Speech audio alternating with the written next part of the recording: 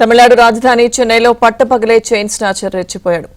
పెరింగుడి flying railway స్టేషన్లో రైలు కోసం వేచి చూస్తున్న మహిళ నుంచి దుండగుడు గొలుసు లాక్కొని పరారయ్యాడు.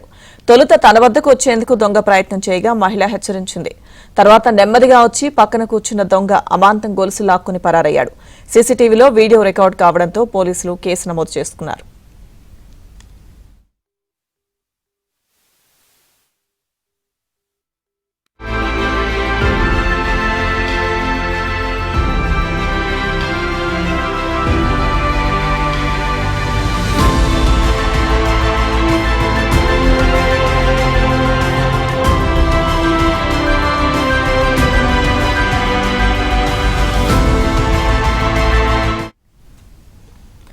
తమిళనాడు రాజధాని చెన్నైలో పట్టపగలే చైన్ స్నాచర్ రెచ్చిపోయాడు.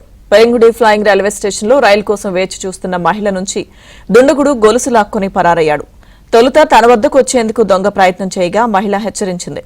తర్వాత నెమ్మదిగా వచ్చి పక్కన కూర్చున్న దొంగ అమాంతం గొలుసు లాక్కొని పరారయ్యాడు.